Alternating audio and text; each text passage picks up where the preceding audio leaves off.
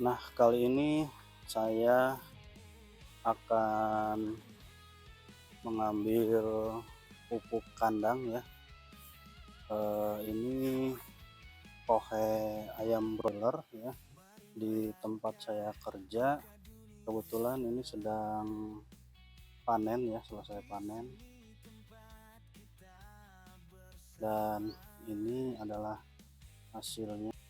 Ini kohenya dan ini juga sedang diaplikasikan di sawah, ditabur di sawah, dan sawahnya ini akan ditanami dengan padi hibrida. Ini saya sudah mengambil 2 karung untuk pohonnya. Nah, ini ya. Nanti kita akan tabur di lahan di rumah untuk pupuk dasar yang berasal dari kohe ayam. Halo Sobat Tani, kali ini kita akan membahas tentang pupuk kandang, terutama yaitu kotoran hewan dari ayam broiler. Tadi saya sudah mengambil kohe ayam yang asalnya dari kandang ayam broiler pedaging di tempat saya kerja. Kemudian nanti rencananya akan saya aplikasikan pada lahan ini ya, pada tahap proses olahan. Nah, untuk pupuk kandang sendiri atau kotoran hewan ayam ini banyak manfaat atau kegunaannya ketika kita diaplikasikan pada lahan pertanian sebagai pupuk dasar. Apa saja manfaat dan kegunaannya nanti kita akan bahas ya.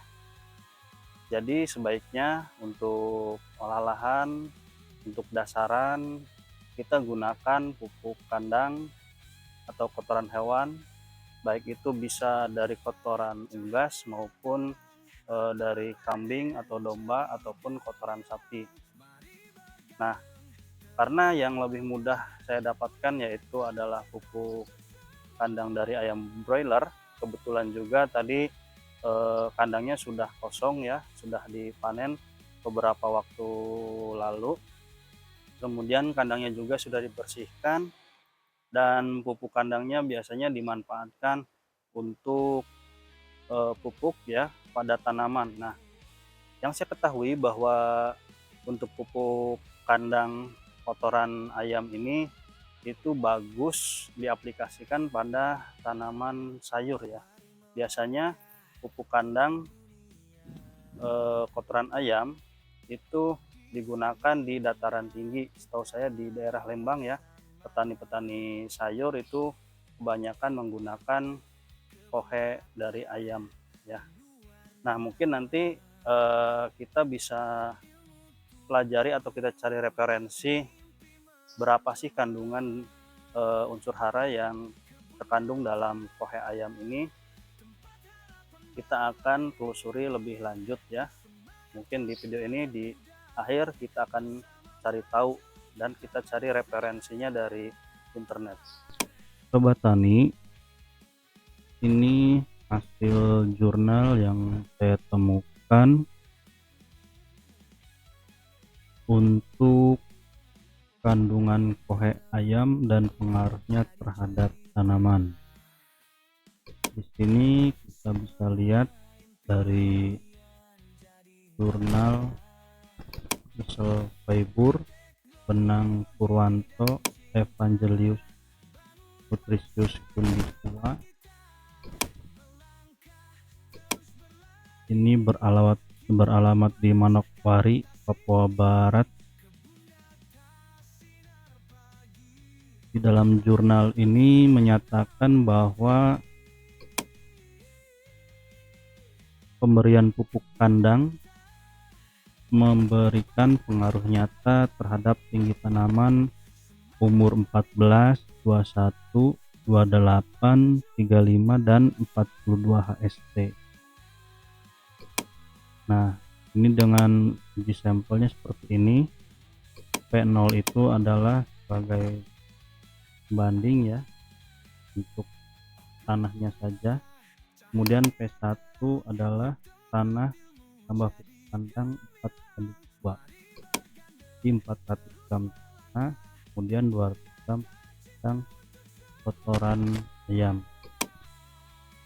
P2 tanah dan pupuk kandang dengan 3:3, artinya ini seimbang, tanahnya 300 gram dan pupuk kandangnya 300 gram. Kemudian sampel P3 yaitu tanah dan pupuk kandang 2:4, 200 gram tanah dan 400 gram pupuk kandang. Nah, bisa kita lihat di sini untuk kandungan unsur haranya pada kotoran ayam broiler mengandung unsur N sebesar 0,27%, kemudian P sebesar 0,75% dan K sebesar 0,55%. Ini untuk kandungan kotoran ayam broiler. Yang saya pakai adalah untuk kotoran ayam broiler. Jadi untuk N atau nitrogen sebesar 0,27%, P atau fosfat sebesar 0,75% dan K atau kalium sebesar 0,55%.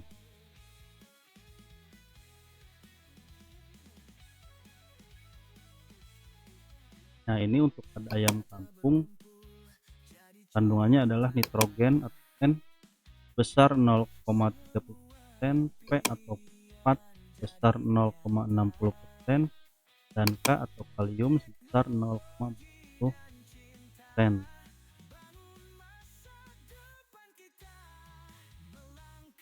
Kemudian kita lihat hasilnya di sini, hasil tabelnya itu sampel ya.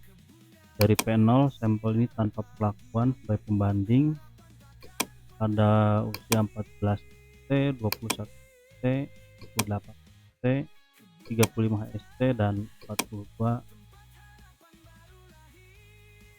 Nah, ini dari ketinggian tanaman cabai dalam senti ya. Kita lihat perbandingannya di sini. Ini dengan sampel tanahnya 200 gram dan pupuk kandangnya itu gram memberikan hasil yang optimal. Kemudian di sini ada lagi jurnal dari jurnal Balitbangda Lampung.co.id dengan judul Pengaruh Dosis Pupuk Kandang Ayam dan Aplikasi Pupuk Hayati terhadap pertumbuhan dan produksi tanaman melon. Nah, di sini disebutkan dalam penelitian itu menggunakan pupuk kandang ayamnya sebanyak 20 ton per hektar. Hasilnya mampu meningkatkan pertumbuhan produksi yang ditunjukkan oleh panjang tanaman, rata jumlah cabang utama, jumlah bunga betina per diameter buah, rata-rata bobot buah tanaman, bobot buah per tanaman, dan tingkat kemanisan aerobic. Nah, ini kalau kita hitung dengan sampel 20 ton per hektar, ini saya juga sudah menghitung tadi. Saya coba gunakan set titik, kita masukkan untuk perhitungan 20 ton per hektar pada hasil penelitian jurnal ini untuk kebutuhan kebun yang saya miliki. Nah, untuk promnya adalah ini. Saya memiliki lahan 7,8 meter dikali 8 meter. Berapa kebutuhan kue ayamnya? Nah, untuk kebutuhan kue ayam di sini dijelaskan tergantung jenis tanaman, kemudian dosis pemupukan per.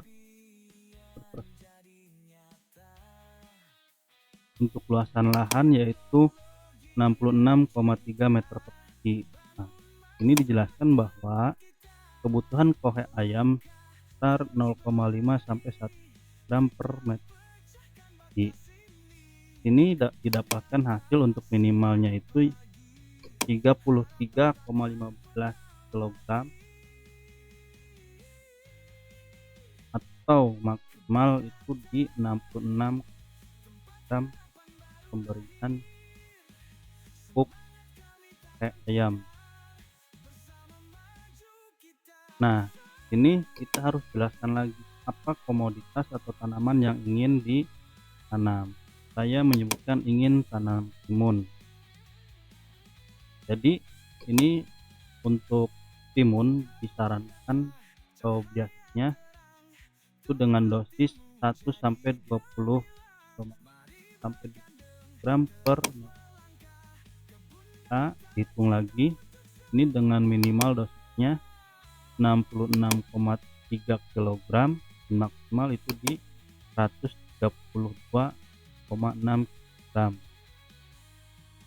Nah, ini simpulannya kita butuh 66 sampai 133 kg ayam. Tahan sekitar 66.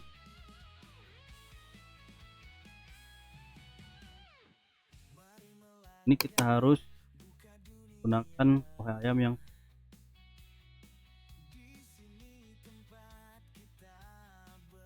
Nah, kemudian saya tanyakan kembali di seksi, kita bisa lihat di sini ya, dengan perhitungan dari jurnal tadi saya menggunakan from kebutuhan kohe ayam 20 ton per hektar, kita memberikan hasil yang bagus berdasarkan jurnal yang punya.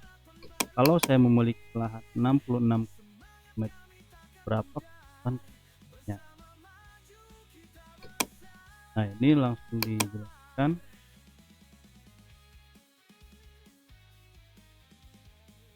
Sekarang untuk 66,3 meter ini kebutuhan kohe ayam adalah 0,132 ton.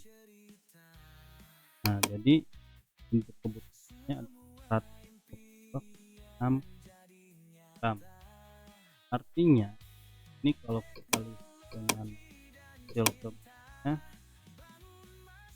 ini sama 100 gram. Berarti dari jurnal ini kita bisa ambil kesimpulan untuk kohe ayam kita bisa menggunakan di angka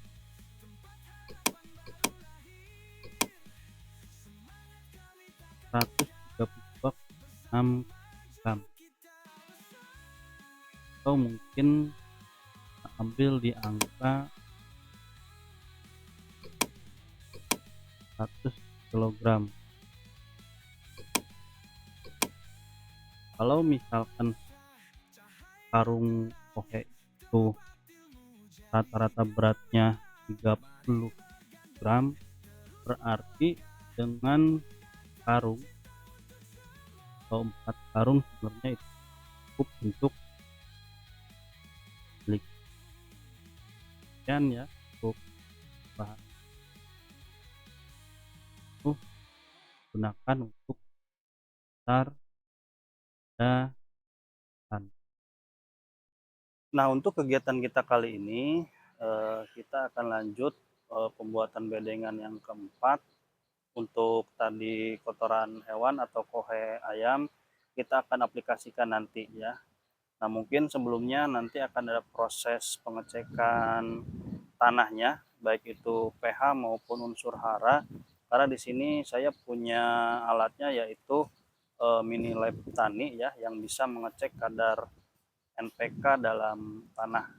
Mungkin di video berikutnya akan saya tunjukkan bagaimana caranya untuk pengecekan unsur hara di dalam tanah menggunakan alat mini lab tani. Terima kasih. Tetap nantikan video saya selanjutnya untuk proses pembuatan kebun di Kebun Data.